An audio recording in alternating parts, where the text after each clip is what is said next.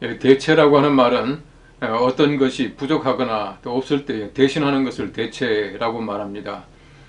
우리가 흔히 말하기를 대체식품이라고 하는 말도 있고 또 대체의학이라고 하는 말도 우리 많이 사용합니다. 이 대체식품이라고 하는 것은 우리가 어떤 것을 대신할 수 있는, 다시 말하면은 우리 단백질을 섭취하는 데에 고기 대신에 어떤 것을 먹는다. 또 우리 대체의학이라고 하는 것은 우리 정통적인 의학 외에 다른 것으로서 우리가 의학을 대신할 수 있는 것을 대체의학이라 그렇게 말하고 있습니다. 최근에 와서 대체라고 하는 말을 많이 듣습니다만은 특별히 우리가 대체복무라고 하는 말을 최근에 회자되고 있는 것을 너무나 잘 알고 있습니다.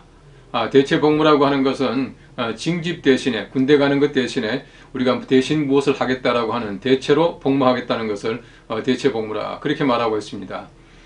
대체복무 이전에 우리가 이해할 것은 소위 말하는 어느 종파 집단에서 말하고 있는 집총거부라고 하는, 병역거부라고 하는 사실입니다.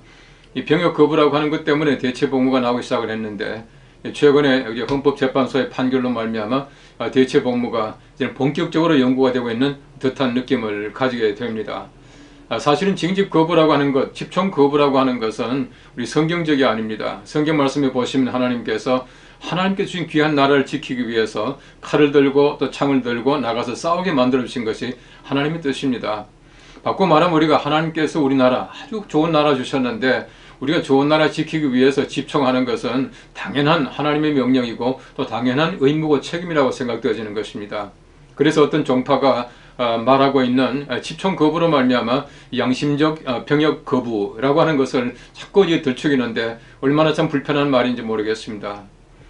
저나 우리 성직자들은 상당히 많은 그 헌금 액수와 또 우리 같은 비영리 단체에 기부를 하고 있습니다. 저 같은 경우도 상당히 많은 액수를 지금 하고 있습니다만은 우리 성직자 세제가 이미 이루어졌습니다. 지금 만들어지고 시행되고 있는데 우리가 그 외에 많은 것을 지금 기부하고 있고 헌금을 많이 내고 있다고 해가지고 양심적 납세 거부가 가능하겠습니까? 양심적 납세 거부라고 하는 것은 가능하지 못합니다. 왜냐하면 우리가 국민으로서 의무를 반드시 실행해야 된다라고 하는 것입니다. 그런 면에서 볼 때에 어떤 예외 없이 국민의 의무라고 하는 것은 반드시 수행되어야 하는 것을 우린 잘 알고 있습니다. 특별히 여러분 아시는 대로 이 병역이라고 하는 것은 군대에 간다는 얘기입니다.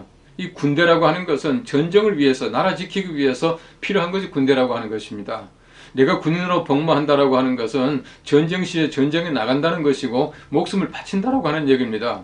근데 목숨을 바치는 그 일에 나는 목숨 바치지 않겠다, 당신들은 나가서 죽어라, 나는 죽지 않겠다 라고 말하면 그것이 가능하겠습니까? 대체복무라고 하는 것은 너는 죽지만 나는 죽지 않겠다라고 하는 이기적인 발상입니다.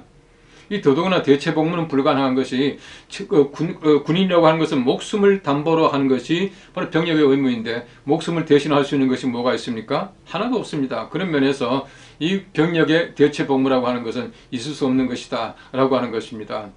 저는 어떻게 되든지 아무쪼록 참 우리가 기독교인들이 대체복무, 병역 거부에 대해서 올바른 인식을 가지는 것이 굉장히 중요하다고 생각되어집니다. 우리 대체복무는 우리 성경적으로나 실제적으로 볼 때 불가능하다라고 하는 것을 우리 기독교인들은 꼭 알아야 합니다. CTS 칼럼이었습니다.